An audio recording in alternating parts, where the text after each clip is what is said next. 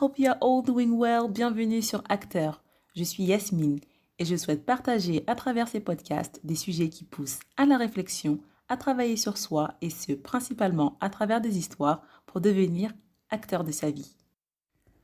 Aujourd'hui, épisode 2 de la série Paulo Coelho. Paulo Coelho a beaucoup voyagé. Il nous emmène à travers ce récit dans le sud de la France et en Espagne. Le passage qui vous sera lu est assez court, mais riche et profond en sens et plein de sagesse. N'hésitez pas à le réécouter plusieurs fois, à méditer sur ses paroles, afin de vous imprégner de ce que l'auteur veut transmettre à ses lecteurs et à vous, aujourd'hui, en tant qu'auditeur. Sans plus tarder, un passage de « Sur le bord de la rivière Piedra, je me suis assise et j'ai pleuré ».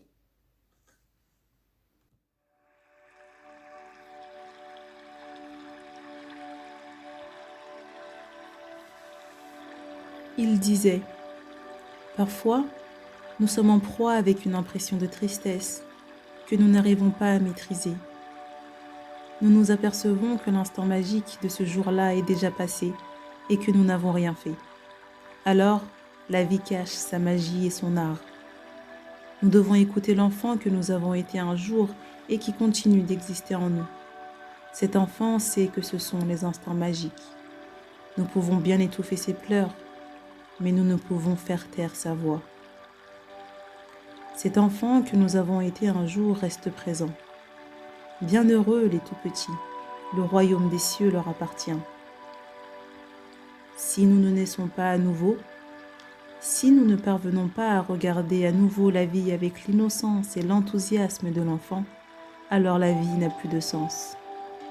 Il y a bien des façons de se suicider.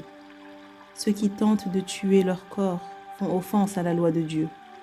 Ceux qui tentent de tuer leur âme font eux aussi offense à la loi de Dieu, bien que leur crime soit moins évident aux yeux des hommes. Prêtons attention à ce que nous dit l'enfant qui vit encore dans notre cœur. N'ayons pas honte de lui. Ne le laissons pas avoir peur parce qu'il est tout seul et qu'on ne l'entend presque jamais. Permettons-lui de prendre un peu en main les rênes de notre existence.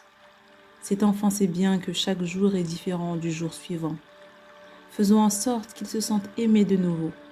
Faisons-lui plaisir, même si cela signifie agir d'une façon à laquelle nous ne sommes pas habitués, même si cela semble une sottise aux yeux d'autrui. Souvenez-vous que la sagesse des hommes est folie devant Dieu. Si nous écoutons l'enfant qui habite notre âme, nos yeux brilleront à nouveau. Si nous ne perdons pas le contact avec cet enfant, nous ne perdrons pas le contact avec la vie.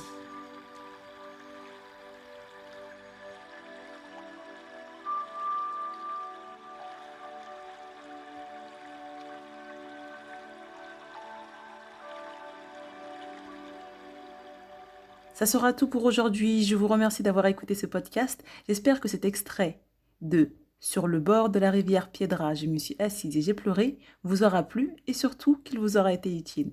Si vous pensez qu'il peut l'être pour d'autres personnes, n'hésitez pas à le partager ou à en parler.